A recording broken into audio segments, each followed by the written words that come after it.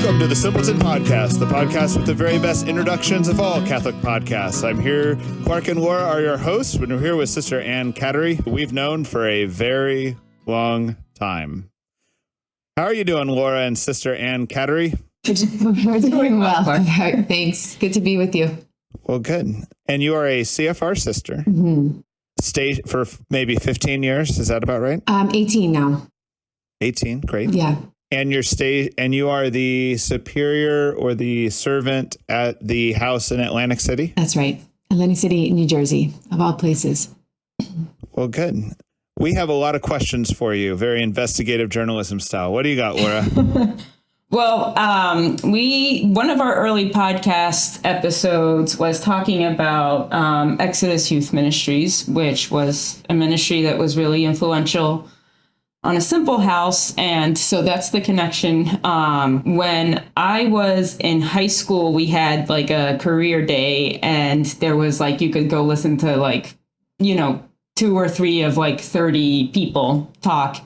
And at that point in my life, I was a little bit like disappointed with politics, which I thought was like the way to help the poor, maybe. And a friend and I ended up in Sister Ann Kateri's talk, and she was working at Exodus at that time, and my heart just sang when I heard her speak. And so then for my senior project in high school, I did a few weeks at Exodus with a friend of mine. And then I went to Catholic U and continued doing Exodus, and that's how I met you, and you met Sister Ann Kateri, and so that's the connection.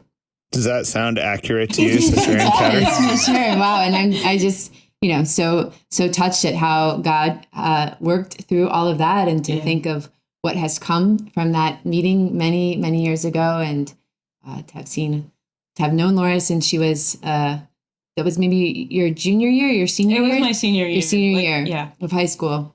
I was just 18, and I think there was a question about whether I was supposed to be able to go out and do ministry, which we didn't fully answer. We just did it. We just did it. We just did it. Yeah. Yeah. And it was a very blessed time for me, those few weeks. And yes, I don't know. But I think at that point you were also working at Visitation High School, or... were you doing Exodus full-time? Let's see, what year would that have been? I started... 2001 to... Right. And I was doing Exodus full-time, and maybe the youth minister at Little Flower Parish in Bethesda. Right. Yeah, I was at Visitation from 2003 to 2005. Yeah. I have kind of a question about this. So, like, my involvement with Exodus would have been probably 3 years after Laura's internship. And Exodus was getting smaller and more volunteer, and there weren't employees as much anymore. I think there was 1 when I started and 0 by the time I left, And sometimes you guys would talk about like it being really big, and you'd show like photos of like when DuPont Circle was kind of a mess and Exodus serving in that. How long were you with Sister Ann Kateri? So in 1999, myself and Mother Sacred Heart, who was Ruth Gay's then, signed on to be like full-time missionaries. And we were the first of that nature. Mary Lyman Jackson had hoped to form like a missionary house to have full-time missionaries supporting her. This is, of course, after the passing of her husband, Logan. So the really big ministry preceded me, definitely when Logan was alive. But I came in September of 1999. And then in late October, Mary Lyman's cancer kind of came back full swing, and she had to really pull out. So the great hopes to really build up the missionary program and to keep the ministry operating at the level at which it had been kind of started to seem not realistic. And Ruth and I did what we could as 22-year-olds who were new to the ministry. I learned how to drive the RV, and Ruth and I did what we could with Mary on the phone guiding us. So just to like, it's now been 50 episodes, I think, since we like actually did an episode on Exodus Youth Ministry. Yeah, So the 10 cents for people who haven't been following us that long is that it was a ministry that did like Bible studies for kids in public housing or in, kind of distressed areas. And it was really kind of wild and cool because part of it was like rolling in with a Winnebago or an RV, and just pulling up to the corner and gathering up kids and starting to, evangelize. Yeah. Yep. Yeah. And when we were full time and we were going during the day, so that was what we would do in the evenings with volunteers. But during the day, we'd run Bible studies for older peoples at the community centers there. And Mary Lyman had a whole network of different people in these housing projects that she had befriended. So we'd either in their homes or in the local community centers, there being among with the elderly people. Yeah, one of the things that really helped me in the whole thing was just how it seemed like Exodus was the most out there ministry that I knew of. Yeah. And it helped me see what was possible. Yeah, there was definitely a boldness to going where a lot of people wouldn't go, pulling up, just making ourselves there and present and building relationships that a lot of people weren't doing. Right. Maybe I shouldn't have been bringing 18-year-old with me into all of that, but it was great. But it was a great exposure. I sometimes tell people like there are some things we did that maybe weren't good ideas, but like it was blessed by God. It was. I just really felt that, I really worry with that because like I'm not aware of any like tragedies that happened with Exodus, know, and no real huge tragedies have happened with Simple House either. And, risks have been taken at different times, but I don't like telling people, just do what you think's right and God will make sure nothing bad happens. You know what I mean? It's like, please don't come away from this podcast with that message, but risks were taken and no tragedies happened. Yeah. And it was beautiful. So, yeah. And we did at Exodus, like we do at a Simple House, we did like trainings about, how to behave in those neighborhoods and that were important, like we had some safety ideas that we followed. So I think that sounds right to me. I feel like that's true at Simple House too, where it's like you're taking risks, but you're also taking all the precautions you reasonably can. Yeah. Like I remember going to Exodus training and it was quite good. Yeah. Yes. Mm-hmm. Yeah. Yeah. Yeah. All right. Sister Ann Kateri. Yes. What do you do now? Yeah. So as a CFR sister in Atlantic City, so we've been in Atlantic City now for 6 years. Of course, our community is based up in New York where we were founded. But we were invited down to Atlantic City, which is Camden Diocese, because there's a lot of poverty. Atlantic City, of course, is a casino town. The whole economy is based around the casinos. And it's very broken. The gambling itself, the drug epidemic, the opioids, prostitution, just the whole scene that kind of goes alongside the gambling brings a lot of poverty with it. So there we have a drop-in center for the homeless just across the street from some of the big casinos, right in the heart of the drug and prostitution area of the city. So that's open 2 days a week.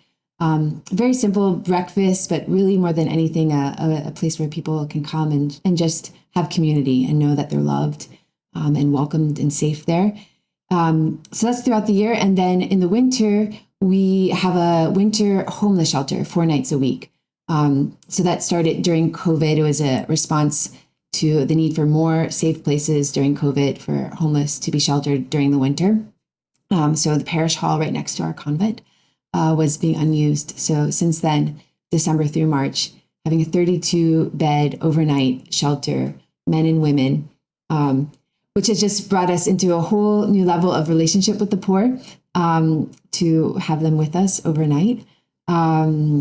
Is it the type of homeless shelter where people check in each day and it's like a new crowd each day or a partially new crowd each day? We've been developing it the first 2 years. Every night was first come, first serve. And so there was very little strings attached for them to us. But there's a simplicity in that. And really we're able just to welcome whoever shows up. Although we became so popular and it became difficult, with only 32 beds and having 45 people line up on a very cold night to be turning people away.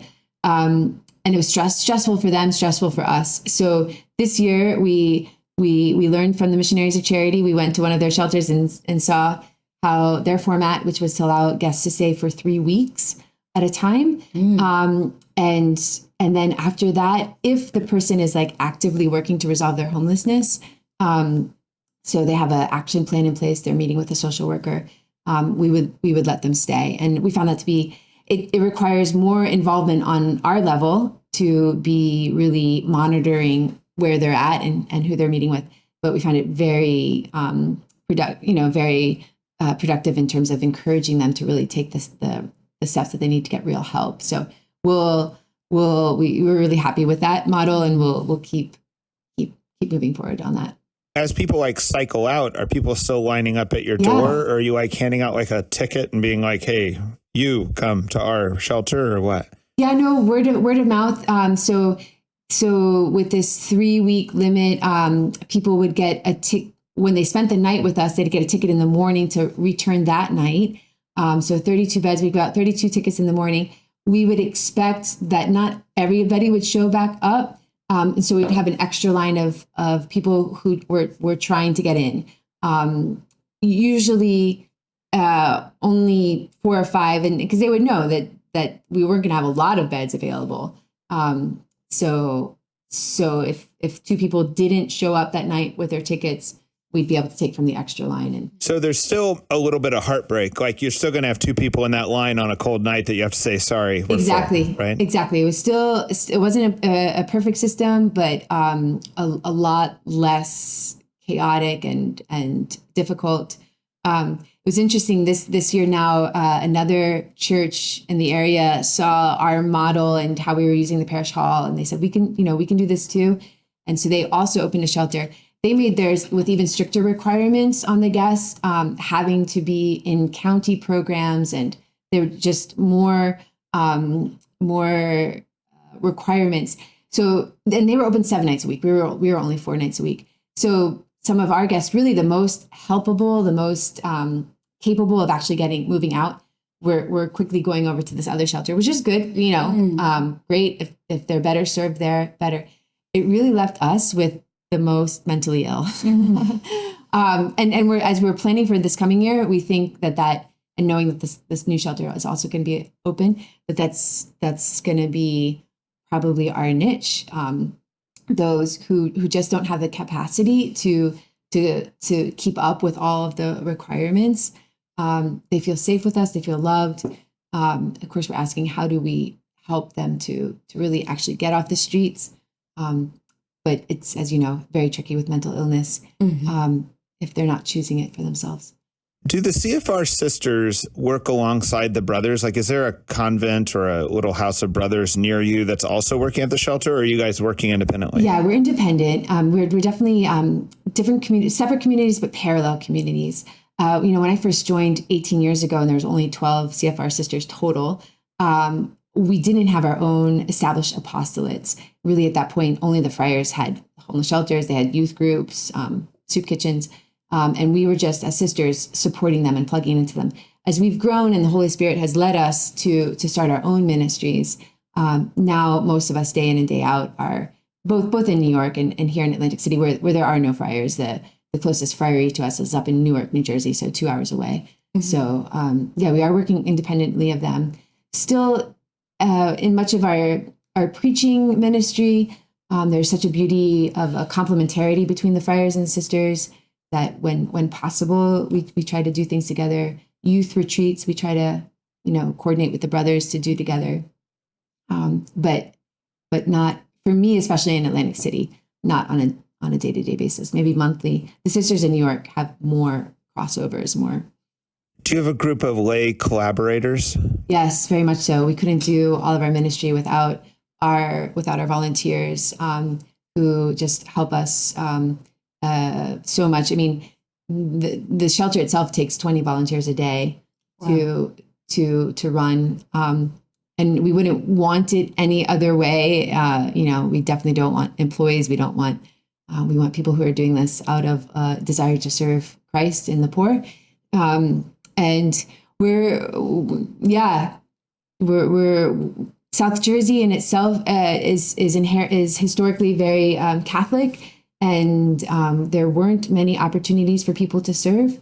And we kind of came in, and there was a perfect, and in some ways we're close enough to New York that the CFR reputation kind of preceded us. There was a desire to be connected with our community and our ministry, and it's been very fruitful for us, very supported. If you have a person staying with you that is maybe like ready to take some practical steps, is that something that you guys are able to do, or would one of those volunteers, or do you have like help? No, we connect them with the social workers. We very much see ourselves as a bridge to the social workers that exist. Atlantic City does have a good network of social workers, and we see ourselves as that ministry of presence to be that first point of contact. And then, as you know, if a person who is using drugs doesn't feel that their life is worth anything, that anybody cares about them, they're not going to be motivated to take the steps. But in relationship with us and our encouragement, they can, if they reach that point of saying, no, I want something different, say, okay, let's call Vinny right now. Let's get him on the phone. Let's see what program has a bed available. We've driven people to detox. Been a few times where like the bed isn't available till the next day, and if it's a woman we're accompanying, we'd say, okay, why don't you spend the night here at our apostolic center, and we'll get you to detox the next morning, something like that. Yeah.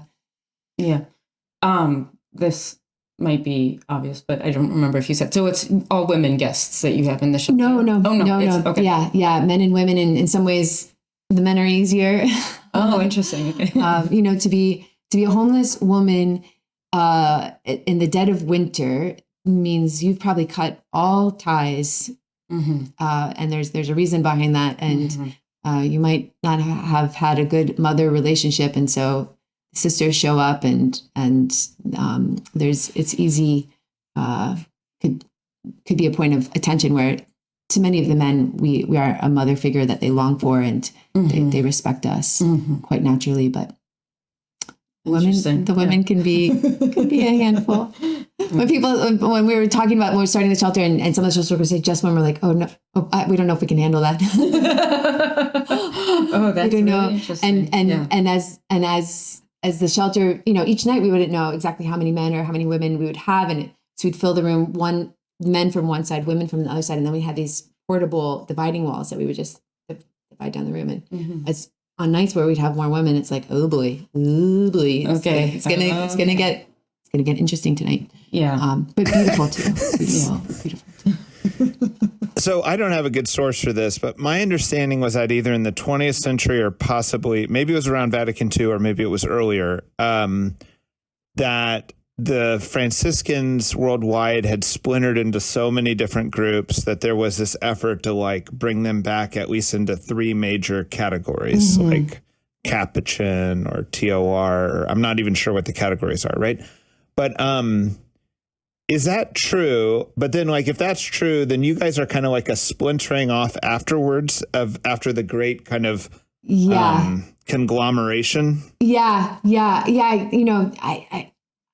I can't speak too much to past efforts to bring us back. No, because my understanding is, we're just a tree with many branches, and we just say like the CFRs are like a new little twig off of one of the branches, particularly off of the Capuchin branch. We very much the 8 friars, founding friars of the CFRs, were Capuchins and started the CFRs in an attempt to go back to the early Capuchin reform and to live those goals more intentionally. Is the spirit of the Capuchins kind of like a more monastic Franciscan spirituality, or what is it? Yeah, definitely. As we say, the early Capuchins, there is a contemplative, active combination that the two can't really be separated. So to take very seriously the aromatical part of our life, the contemplative part of our life, and the need to have a very strong prayer life.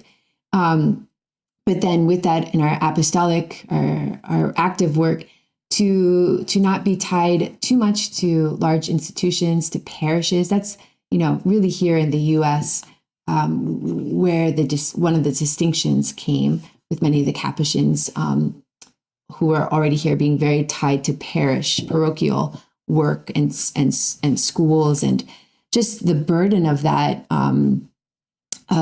bureaucracy. God bless them. We need people. We need Capuchins, and we need people, religious communities, to run parishes and schools.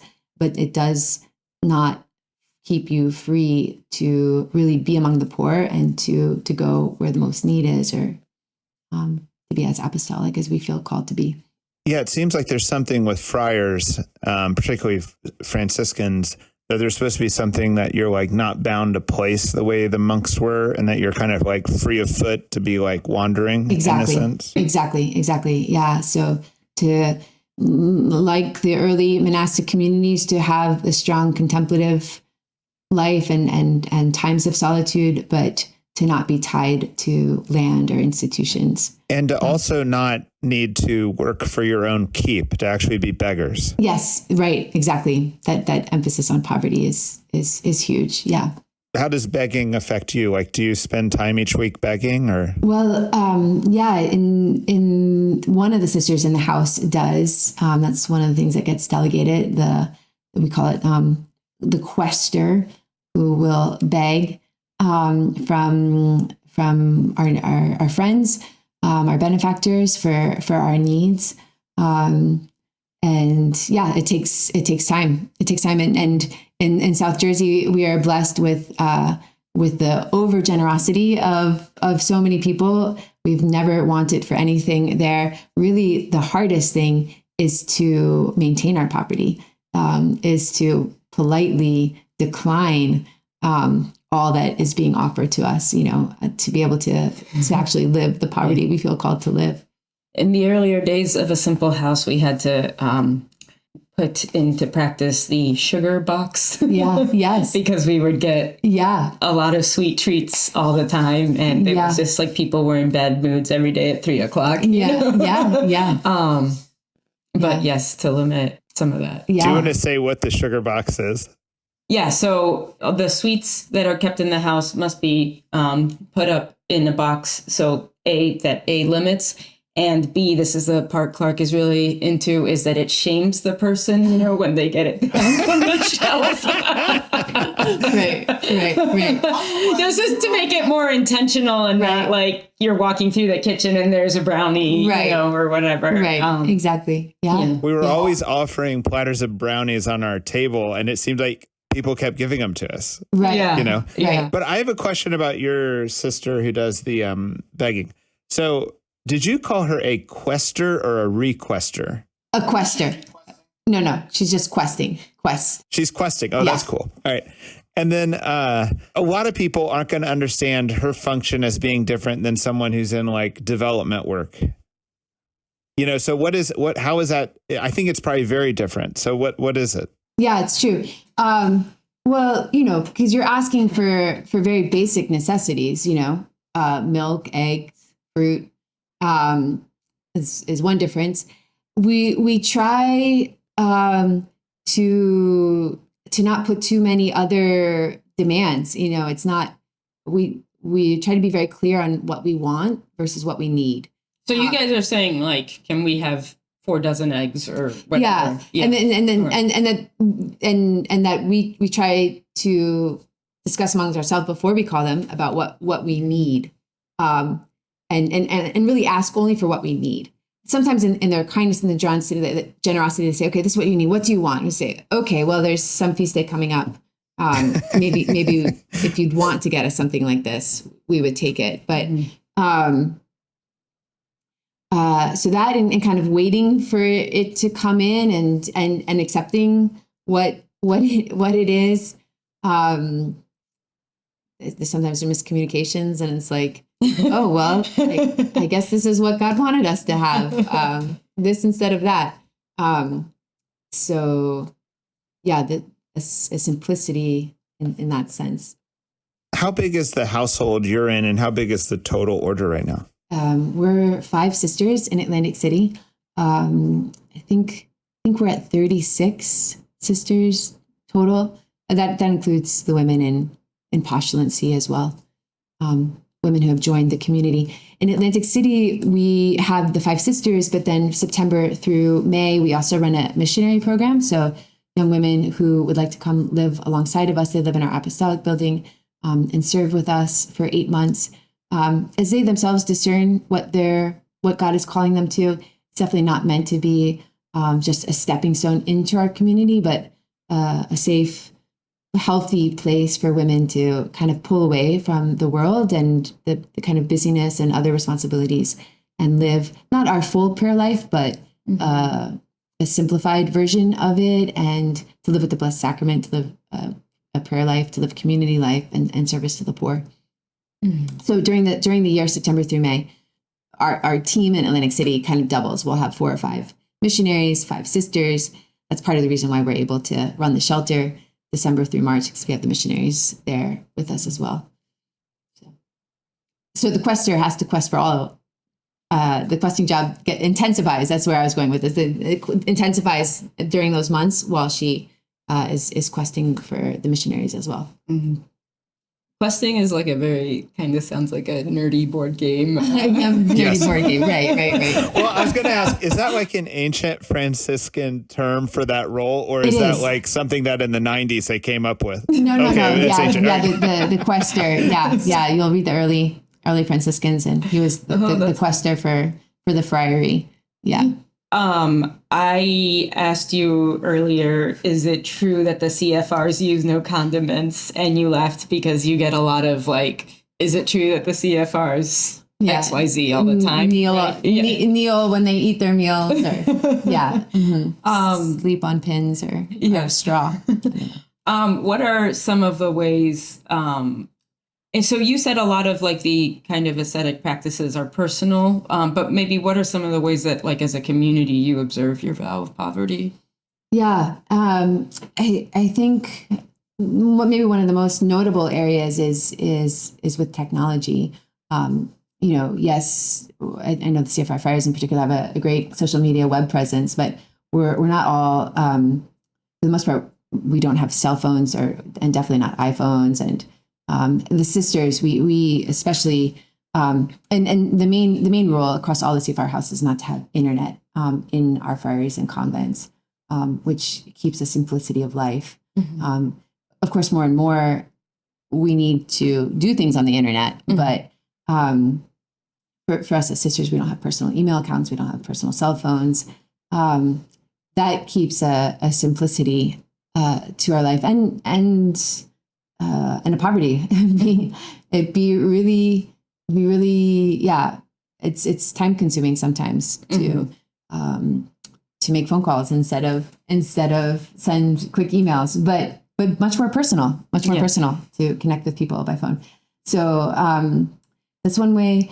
Definitely food intake is another main way of ascetical, to limit sweets to Sundays or feast days. It matches our feasting always just matches the liturgical calendar.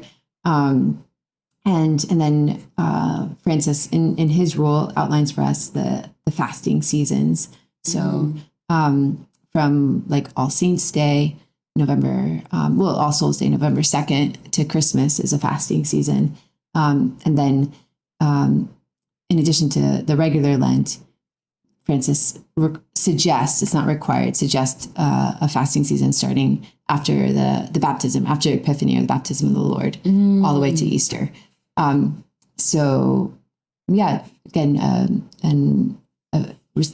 Fasting always kind of tied to the liturgical season, and Friday fasts. Yeah. What are the fasting? Is that how you fast taken from St. Francis as well, or what? How you fast? Yeah. It's a good question. We just say the church fast, so the Ash Wednesday fast of 1 full meal and 2 small meals that wouldn't equal another meal. Again, it's all up to each sister to determine what that looks like. Nobody's going around measuring what another person puts on their plate. Yeah, recognizing. What about as sisters grow old? if you've got a sister who's 50s, 60s, 70s, like, is there a time where they're like, it seems like a 20-year-old's observance would be different than a 60-year-old's, right? For sure. No, that's definitely, again, it's each person's observance is personal. What I kind of meant was not just with food, but like, as people get old, do you let them like have a radio to listen to the Yankees games or, you know what I mean? Like, Right. Well, you know, and the friars would probably answer that question differently. As of yet, the sisters, no, we haven't gone that route, but definitely different exceptions are made, and we now with our founding sister, Mother Lucille, you know, adapting. I think I don't live with her personally, but no, adaptions are being made to assist her in other ways, and it will be in everything, you know, discernment. How the Holy Spirit is leading in a particular situation is the rule to be followed. So yeah. So at like over the years of volunteers, like maybe especially in the earlier days of A Simple House, we like experimented a lot with different like sort of community. I don't know, and so there was sometimes when we were maybe had like a wrong spirit, like, oh, we're going to be hardcore or something that wasn't like actually like, you know, to grow closer with God. But it has seemed to me over the years that like with the little asceticisms that we practice, like some people like really come alive and other people sort of like just crumble, you know, and it's not necessarily their fault or like they're doing something wrong. They maybe just don't have the same kind of taste for it or something. I don't know. I don't know. Do you see that play out with the sisters that are younger? Does this kind of, maybe someone doesn't have a call to you if they don't enjoy it at some level, or do people sometimes work through it and come to love it more? Yeah. No, it's a good question.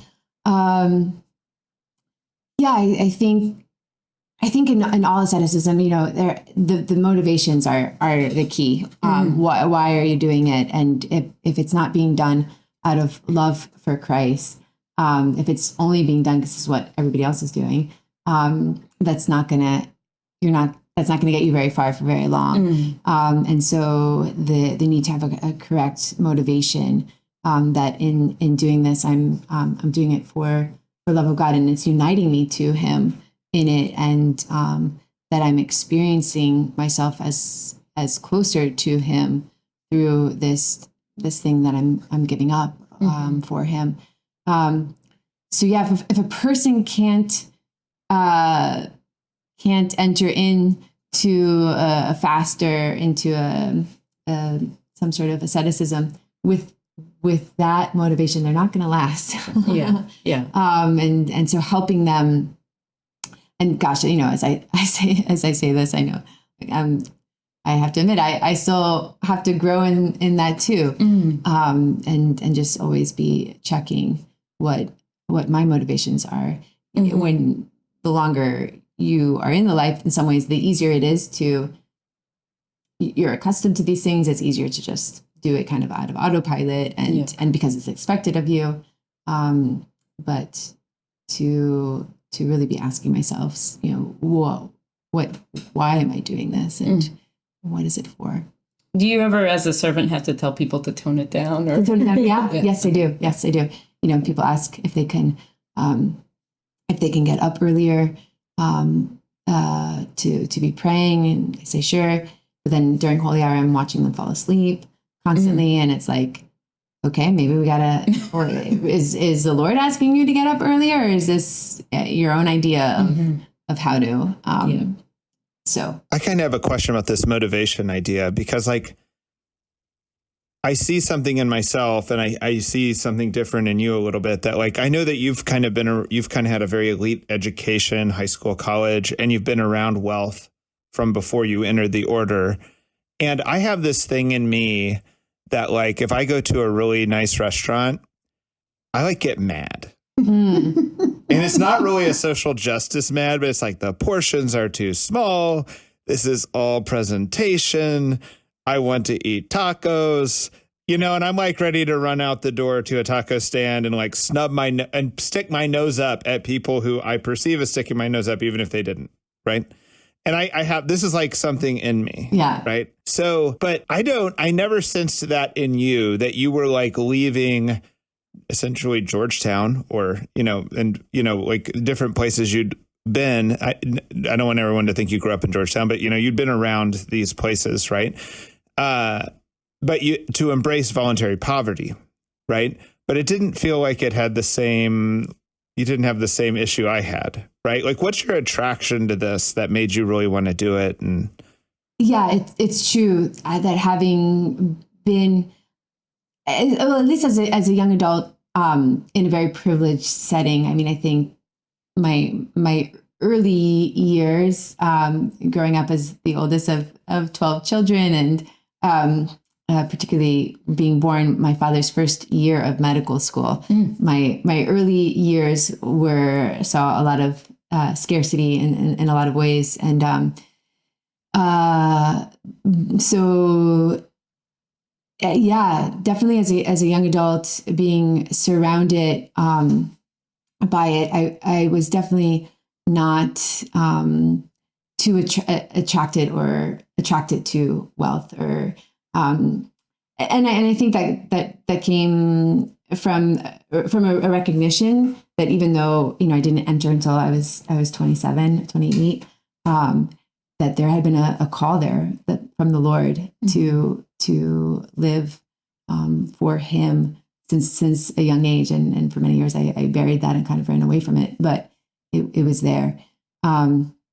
So when I finally did take those steps to enter, there was such an experience of freedom from kind of this superficial trappings of this young adult life I had been living.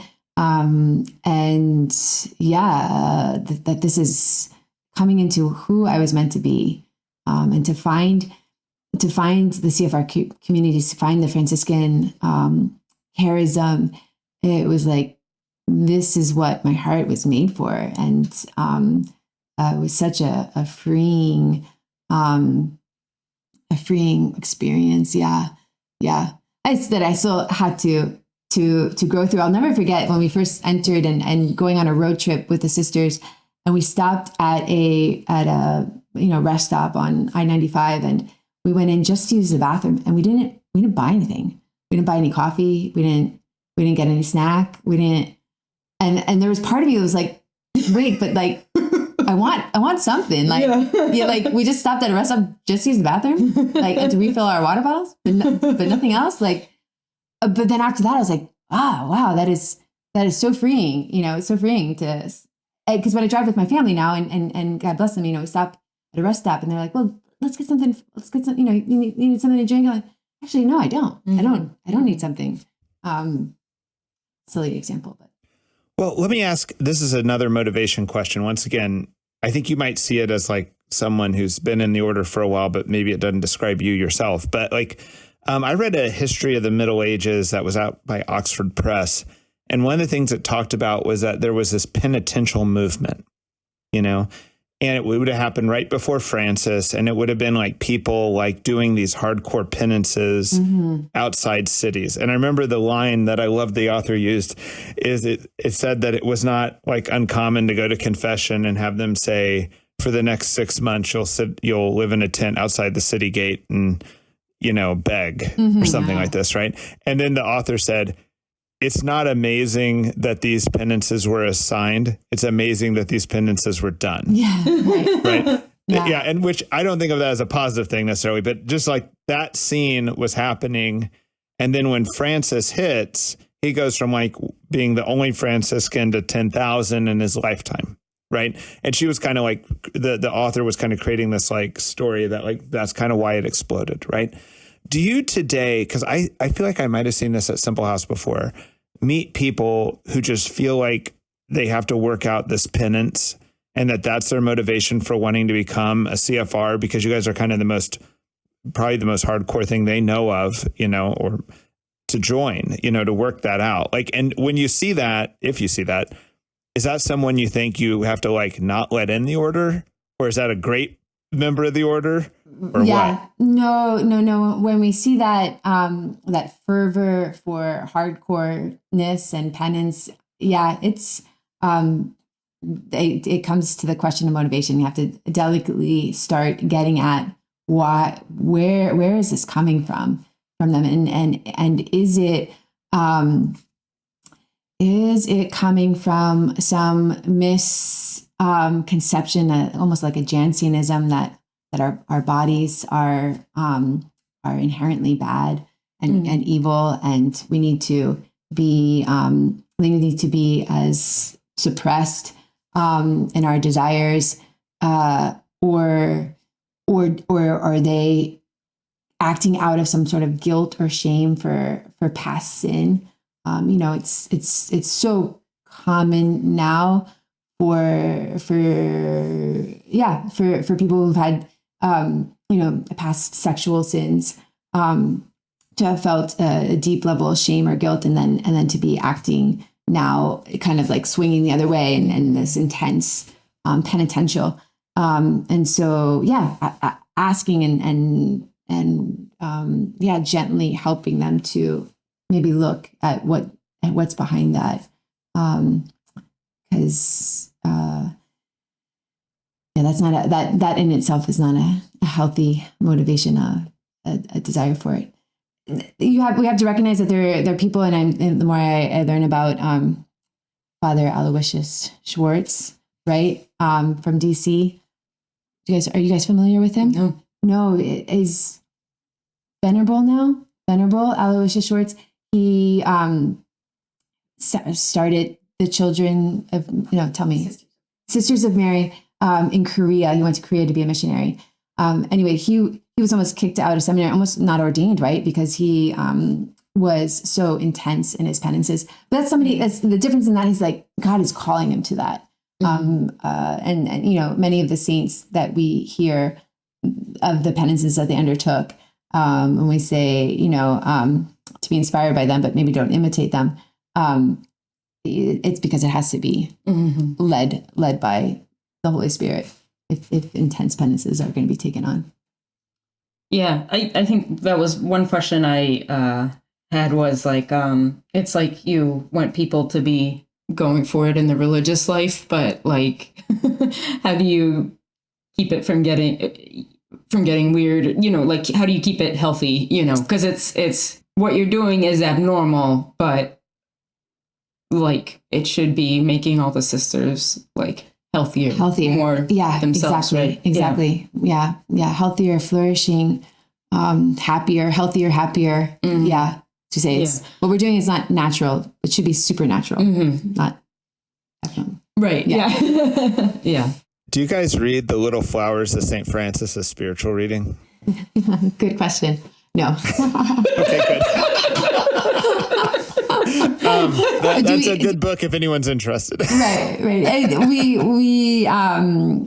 We read the other early texts of the life of Francis, Bonaventure and Celano.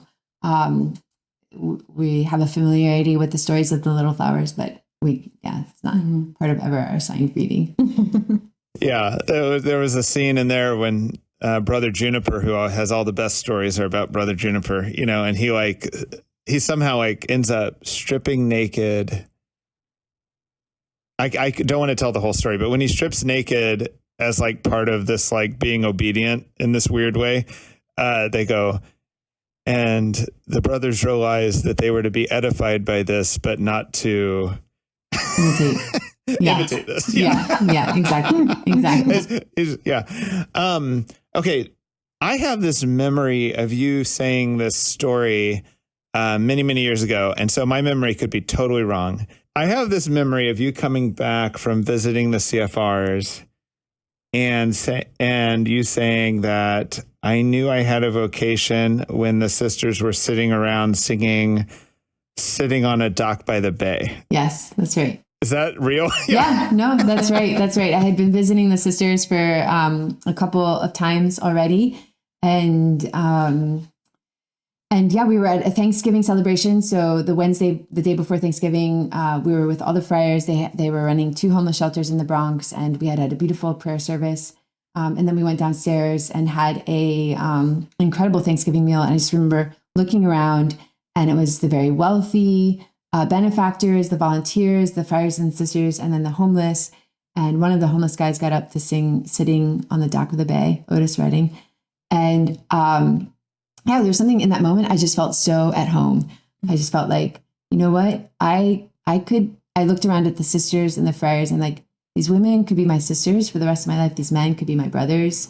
My family, my big kind of crazy family, would fit in here, and I would bring any of these people back to my parents' house. And I think this could be it. Yeah, it just felt like home. And I was so struck that what we profess to be one family under one Father, what we had just prayed upstairs in it was like a Eucharistic Holy Hour of Thanksgiving, was being really lived out at this meal. And yeah, something clicked. It was the aha moment that was like, I think this could be it. I've never heard anyone say that, like about their religious community, like I could bring these people back to my parents, which is like what you think about when you're dating someone. Yeah. How is your motivation? Like when you first joined the order, you must have had a certain fire or motivation, right? And now that you are been in for like 18 years and are running one of the convents, right? Where's the satisfaction coming now compared to like that beginning? And what's the like fruit that it bears for you now compared to that beginning? Yeah, good question. I think, when I first entered, there was just such a certainty about that I had a call, that God had chosen me for this. As you probably remember, I was engaged to be married. And again, after having had a sense that I had a religious calling for many years, and kind of deciding that wasn't going to make me happy, and getting engaged, and then into the engagement feeling a total lack of peace. So entering, because it just felt like this is what God's will is. Now the motivation is a spousal love, that there, by God's grace, this vocation has just deepened, and particularly through my vows, and making final vows now 9 years ago. It's just a recognition that this is all out of love for Jesus Christ, my spouse. That's why I get up in the morning, why I strive to do what I do, and an awareness of Him living in me.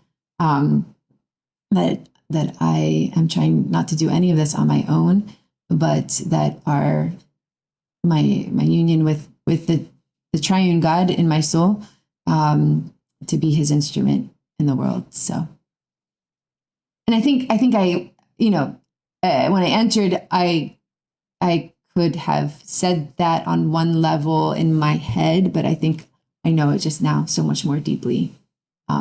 When you entered, you didn't probably have much responsibility, like you would have been in formation, and now you have responsibility, right? Like, do you feel like that motherhood is like a good way to describe that responsibility, or is that just like Catholic slang that we all throw around? Like, is it much more about romance with Jesus, like that type of like, feeling, or is it about like, no, I have these people who I need to be, spilling myself out for all the time? Yeah, no, it's a good question. No, it's spiritual motherhood is very, very much my work, particularly as superior with the sisters that I serve. When I kind of write out my goals for the week, my to-do list for the week, my goals for the month, I don't write, and I have the different categories, my own personal life with the Lord, the responsibilities I have as a superior of the house. I don't write superior, I write mother. responsibilities as mother. And I look at each of the sisters and what their needs are for the month and how I can be attentive to those needs. So there's the sisters, they're the missionaries that I direct for the 8 months as well, that accompaniment. And then there's the poor, and because of the responsibilities, I am less. For me, the poor takes third place because the sisters and the missionaries are more where my energies are focused. Mm-hmm. The other sisters in the house, the poor is where they really experience their spiritual motherhood first and foremost. Do you have some? Go ahead. Okay, just related to motherhood, I was wondering if you had like wisdom from the convent for, like I'm at home a lot with my 5 kids and surrounded by a lot of moms that are faithful, but like burdened by many things. Yeah. And it's like their eyes are set on God and on heaven, but things feel murky and hectic sometimes. Mm-hmm. Mm-hmm. Yeah. I think with all of us who are striving to be holy and to do God's will, there's so many good things. It can get overwhelming and so many demands on our time. So discernment is huge, and knowing our priorities is huge, and taking the time for me each day, each week, kind of step back and what are my priorities for the week? Mm-hmm. What are my priorities for the day? Once I have a clarity, and I just can't have too many. Mm-hmm. I just can't have too many priorities. That this is what God's asking me with, and it's most often relationship based. To be attentive to my husband and my children, for mothers. That then the rest, you just have to be okay with letting the rest fade away. Mm-hmm. The rest, so the priorities to help with discernment, to have a clarity about that. And I always find that in a moment of trying to choose, like, what's the eternal value here, or worrying about, a lot of things I find myself anxious or stressed about, like in the grand scheme of eternity, is this important? Mm-hmm. Is this important? No, it's not. Okay, then let it go. One of my favorite expressions is that, like, in grand scheme of eternity, is this important? And if not, like, let it go. Like, we'll just let it go. And my other thing is, like, now's not the time for that. Like, I'm particularly with my thoughts. I can't allow, and it's my biggest challenge is to discipline my thoughts, and even when I'm brushing my teeth, to be attentive to God's presence within me and not allowing my thoughts to just go which way, because that dissipates and that distracts, and that's what causes anxiety. Mm-hmm. If I'm brushing my teeth and attentive to God's presence within me and to the task of brushing my teeth well, then I brush my teeth and I'm done with that, and I move on to the next thing, and I'm attentive to that. Mm-hmm.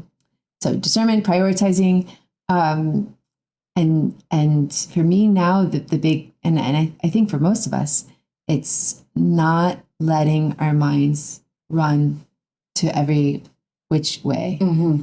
but striving to simply be present to God in the moment. When you say run every which way, do you mean just kind of run to all types of, more or less innocent types of distractions? Or do you mean like, fretting about, judging someone, or, whatever someone's doing to bother you, or, things like that? Like, are you kind of including all types of thoughts, like just always stay focused? Or are you kind of meaning these kind of more dangerous pitfalls, Yes. First and foremost, the dangerous pitfalls of worry, judgment, anger. But really, I'm finding that even trying to plan what I'm going to do tomorrow while I'm brushing my teeth, it actually is counterproductive. to brush my teeth in a distracted way, and again thinking about tomorrow, I really can't do two things at one time. As much as I like to think that I can't. And so to be present, to be aware of God's presence within me, brush my teeth, I'll actually be more productive than trying to think about what I need to do tomorrow and do this at the same time. When you like the idea of trying to like discipline your thoughts like throughout the whole day, like said, like that sounds tiring to me, but it sounds like you're saying it's actually more life-giving. And the and again, I'm saying this not because I do this by any means well, but I'm striving for it, and I'm realizing the more that I do it, the more I can be attentive to the Holy Spirit's promptings, and then that's really where things happen when the Holy Spirit,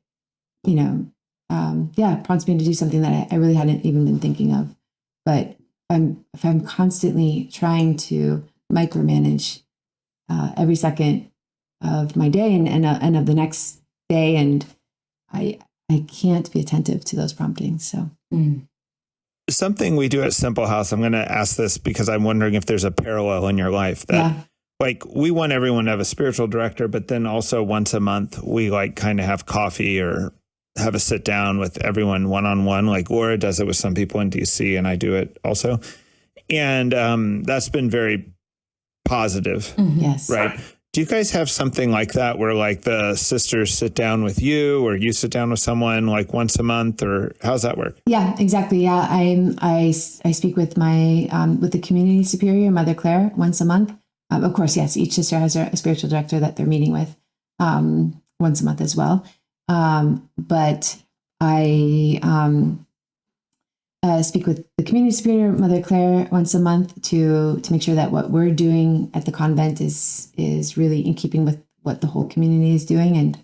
But then once a week, the sisters meet as a house to discuss the logistics and the planning of the week, but then very much to share together on a deeper level how we're doing. But even there, we have a real growing sense of intentionality about how are we living our rule. That our rule of life is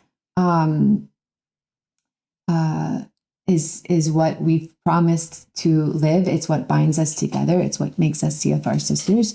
And so attentiveness and intentionality, and are we being faithful to that? And my role as local superior is primarily to ensure that at this house we're living the rule faithfully. So it is my job, if I see somebody not living something in our rule, to gently in a motherly way point that out to them. And other sisters do that for me too. I'm not exempt from being called out. Thank goodness. I need it too. So.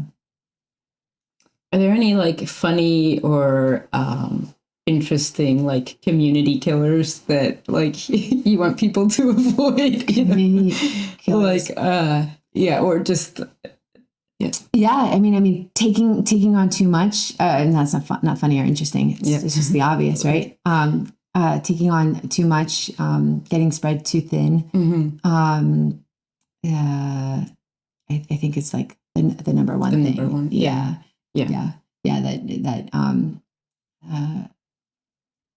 Francis was so big again that we have to have our prayer life, our community life, and our apostolic life has to come third. That we always we see one as supporting and building on the other. That first and foremost is the prayer life, and then community life, and then apostolic life. You can't have apostolate can't come before either of the other two. It really has to flow from that union with God out into the apostolate. None of that is funny or interesting, but interesting. Yeah. Is that like a temptation that just you have to be aware of all that? Like I would think if you're sheltering 23, 32 homeless people, there's always like, you could always be doing more for Yes, them. exactly. Yeah. Okay. Yeah. No, the strong sense of boundaries and what is ours to do and what is not. I mean, to turn somebody away, to turn the 33rd person away is not easy to do. But to have a clarity, this God isn't calling me to house 33 people tonight. He's asked me to do 32. 32 is what we can do well.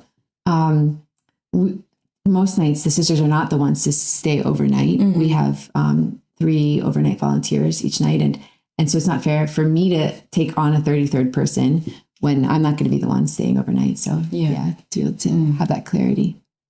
So I don't think this is like directly related to your role, but like, what are the sisters looking for in like new people? And then also related, like, are there any trends that you see or changes over the time that you've, been there with new people coming, as well as like maybe the young women coming to the missionary program? Yeah. So new vocations. Yeah.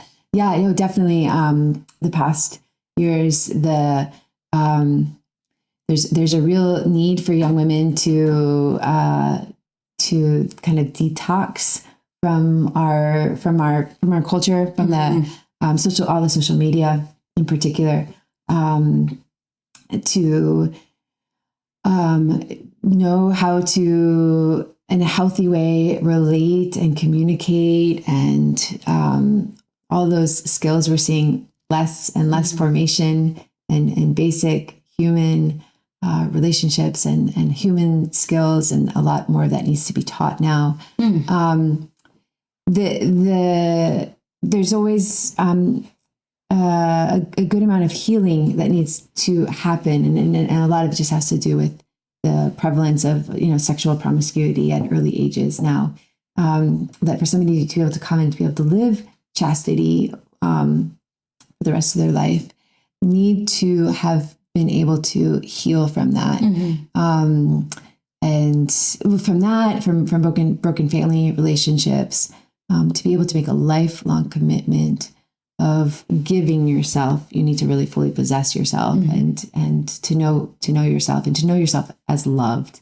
To know yourself as loved. You can't again be giving yourself and giving Jesus to others if you are wounded in a major ways. It might not be exactly right to separate these two, but how much of that, like, do you address like with like spirituality, and how much with like psychology? The two are closely connected.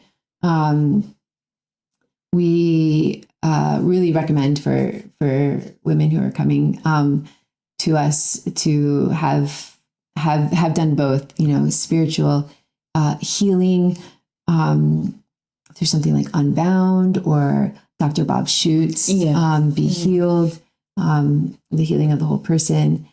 Great resources for people to get in touch kind of with early hurts and wounds and areas to be healed. But then counseling too, that many people need the accompaniment of a professional to talk through these things and get the tools that they need. And that should be done before entering, or is it ever done maybe overlapping? Or we really encourage counseling to be done before entering. There's many times that as a woman goes through the intensity of formation, particularly the novitiate, that a need for counseling might arise, and so we try to make that available to sisters as they need it. But if the counseling's intense, it's hard to do that while also going through formation. And having multiple people examining you, it's hard to be attentive to both processes. So it's not uncommon for somebody to recognize during early formation that they need counseling, and then the decision is eventually made that the counseling has to happen outside of community. Okay. Yeah. So are people then leave, get counseling, and are sometimes able to come back? Sometimes, sometimes able to. No, it's all very personal. So that's kind of interesting, because I find that the CFR What does the R in CFR stand for? A renewal. It's a good question. Okay, that's what I thought. Okay, good. All right. So it's Capuchin Friars at the Renewal. No, it's actually that's what they had wanted it to be, and that's why but the Capuchins didn't allow them to keep Capuchin as part of the title. So it's Community of Franciscans of Renewal. That's what the C is, Community of Franciscans of the Renewal. Clark and I argued about this, but I think we were both wrong. I feel like what she just said, though, was different than our argument. I think we were arguing about what does the R stand for. I didn't know that the C had changed. No, we argued about the C, but I think we were both wrong. Yeah. It gets people. Yeah. So, but are you still, what is, I do have, all right, I kind of want to go back in time, but let's talk about right now. Are you guys like a diocesan rite order? And what is your relationship with the broader Capuchin order? What's going on? Yeah, there's no official relationship with the broader Capuchin order. The friars, so again, we are two separate communities, and the friars are already in pontifical. In 2013, they received their pontifical status. Yeah. How big are they?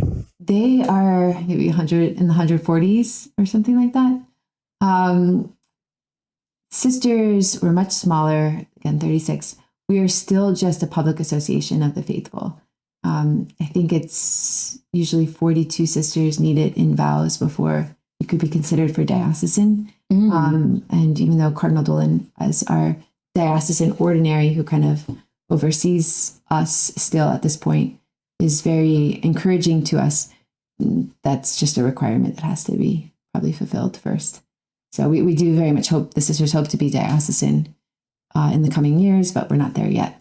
All right. So I now want to say some things that you don't have to put your name on, because maybe it'd be too scandalous if you put your name on it. But so you guys, so the CFR movement started with 8 men who were Capuchin. Yes. Right. Mm-hmm. Most prominent of which in my mind would be Benedict Rochelle. Right. Right. And a lot of people know him because he used to be on EWTN all the time.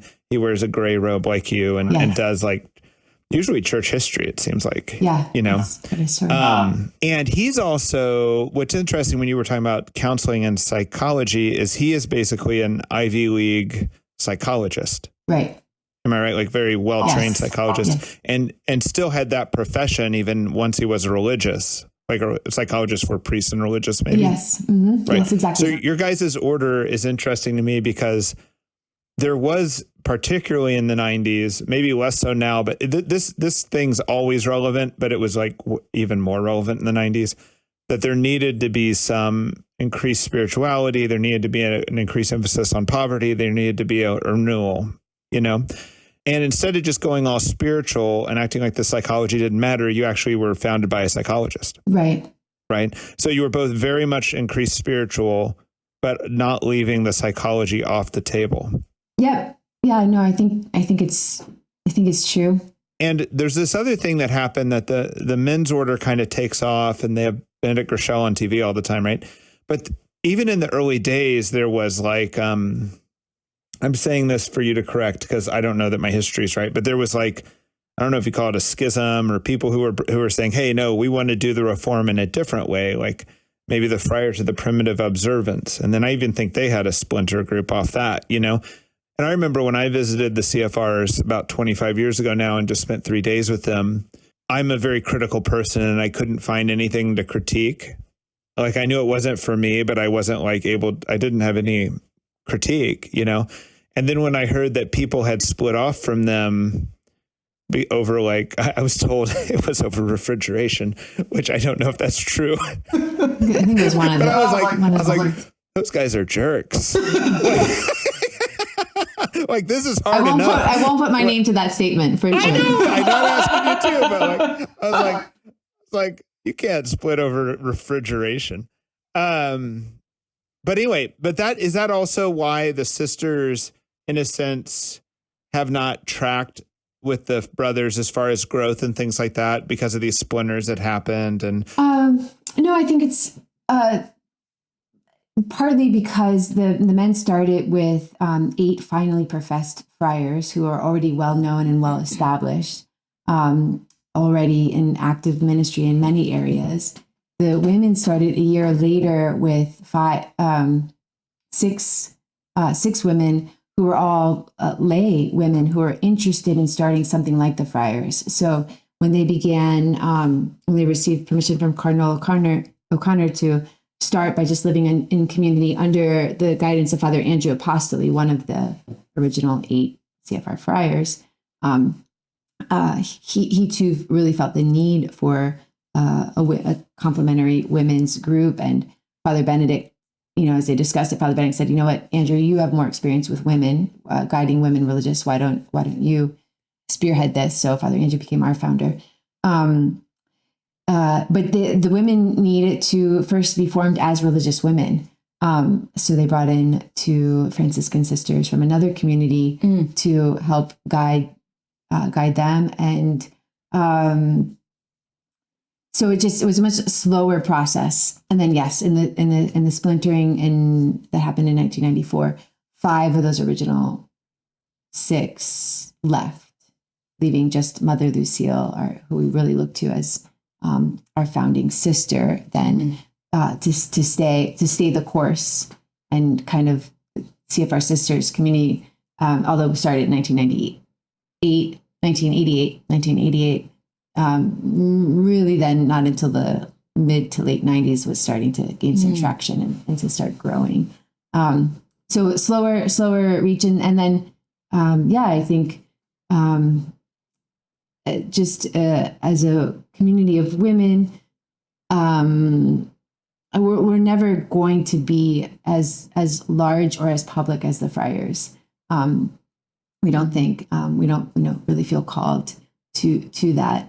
And I think there's something just very natural and beautiful and feminine about our role as it's continuing to develop as a parallel community supporting the Friars in different ways. But we don't feel the need to be as out front, as out in social media in particular as the Friars.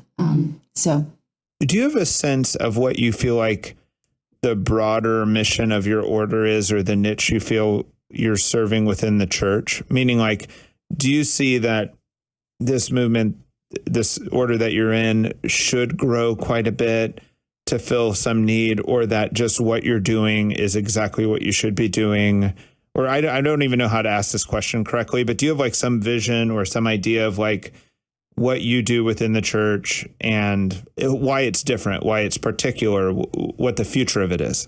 Yeah. Thank you. I think as CFR Sisters, we're still developing, and that we are in a process of maturing and articulating what our role is. I mean, our charism to serve the materially poor and to do works of evangelization.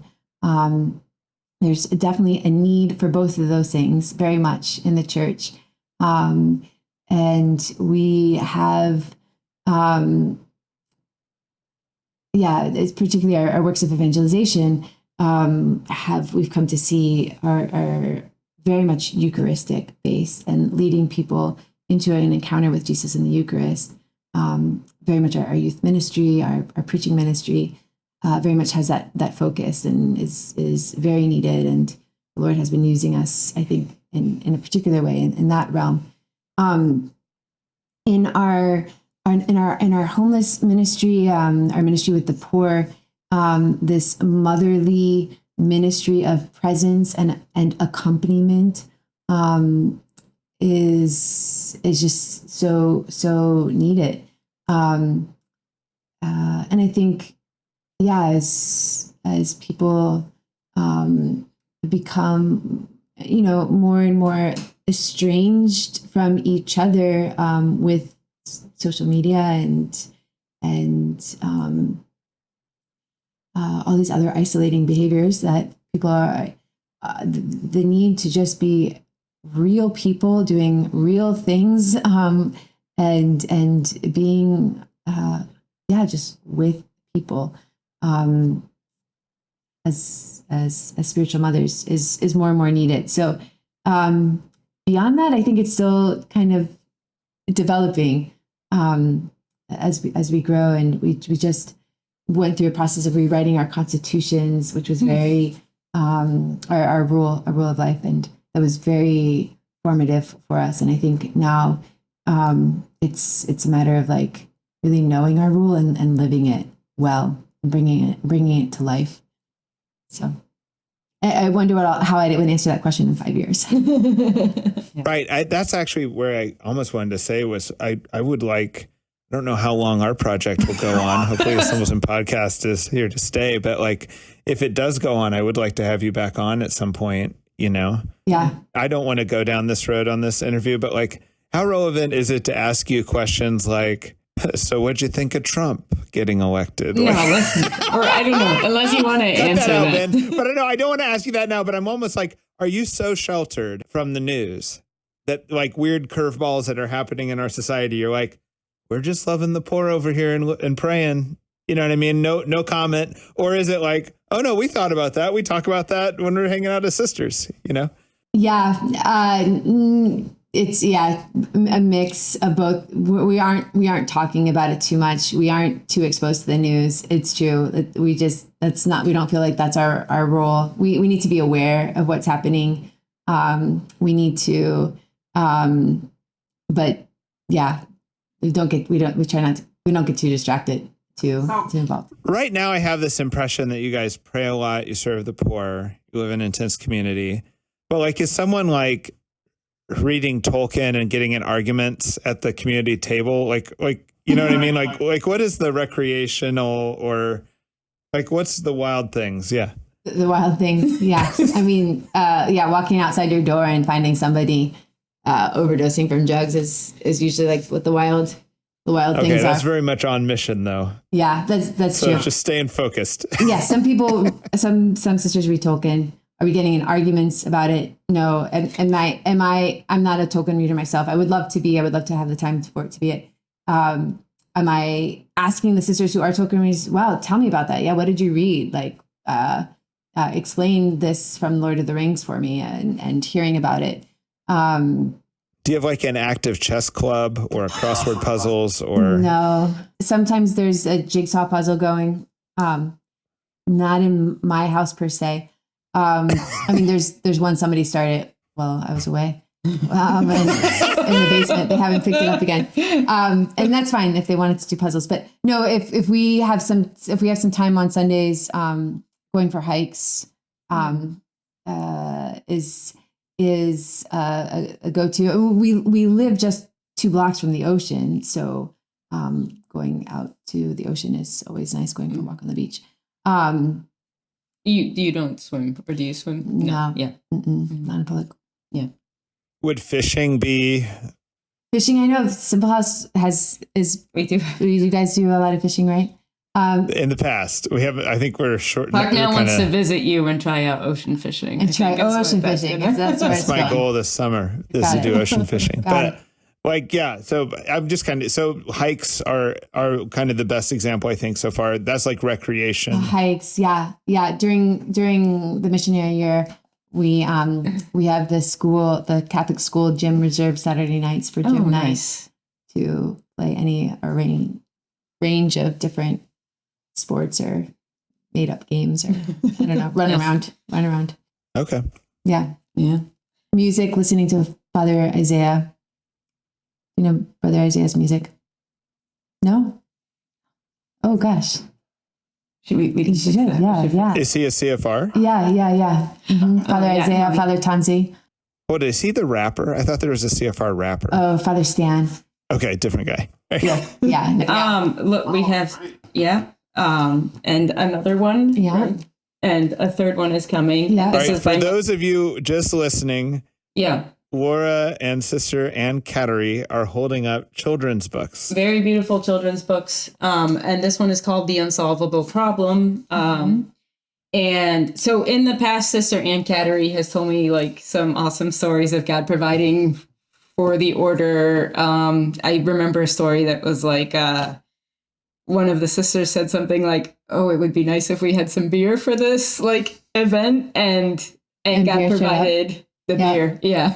And, provided the beer by someone walking up to the door and giving beer, or because it like magically appears in the refrigerator? No, somebody walking up to the door and giving the beer. Yeah. And is that in the children's book? That's not in the children's book. Yeah. Okay. All right. I remember like hair conditioner and beer and other things being sort of wonderfully, generously provided by God. And I really enjoyed those stories. But this children's book, The Unsolvable Problem, is about a time that God provided miraculously. For our 4th of July barbecue in East Harlem. Yeah, true story of us wanting to throw a beautiful 4th of July barbecue and not having what we needed, and it showing up the day before, July 3rd.